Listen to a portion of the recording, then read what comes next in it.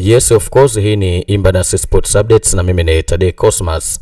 Bwana, afisa habari na msemaji wa klabu ya Simba Ahmed Ally ametangaza rasmi kuwa klabu yao ya Simba Sports Club itautumia uwanja wa Meja Jenerali Isamuhyo uliopo pale Mbweni, Dar es Salaam kama uwanja wao wa nyumbani katika mechi za ligi kuu ya NBC pamoja na kombe la shirikisho la CRDB. Huyu hapa Ahmed Ally. Tangazia wana Simba kwamba mechi rasmi hivi sasa niko hapa kuwatangazia wana Simba kwamba mechi zetu zote za ligi kuu kuanzia sasa tutatumia uwanja wa Meja Jenerali Isamuhyo, uwanja ambao tuliutumia vema msimu uliopita na ni uwanja ambao umekuwa chachu ya mafanikio kwa upande wetu kwa Simba Sports Club. Ni ngome yetu ya mafanikio ama ngome yetu ya ushindi, na kwa mantiki hiyo basi tukasema msimu huu turejee tena katika uwanja wa Meja Jenerali Isamuhyo tukiutumia kama uwanja wetu wa nyumbani. Tuchukue nafasi hii kwa shukuru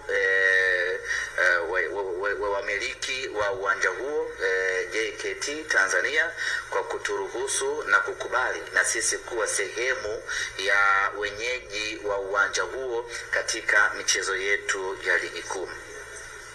Kwa mantiki hiyo basi tutaanza rasmi kutumia uwanja wa Meja Jenerali Isamuhyo kuanzia mchezo wetu wa kwanza wa ligi kuu ya NBC tukiwa nyumbani, ambapo itakuwa ni raundi ya 4 ya ligi hiyo, na mechi yetu hiyo itakuwa ni dhidi ya Coastal Union, mchezo ambao utapigwa tarehe 27 ya mwezi huu wa 8 mwaka 2026.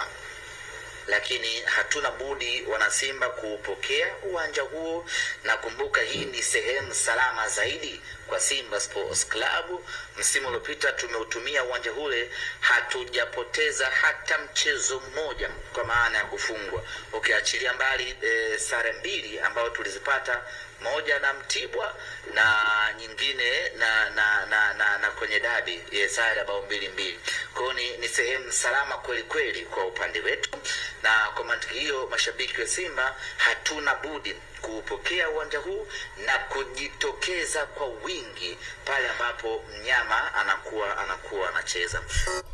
Haya bwana, huyo ni Ahmed Ally, afisa habari na msemaji wa klabu ya Simba akitangaza hivyo. Bwana, hii ni Imbanas Sports Updates na mimi ni Tade Cosmas.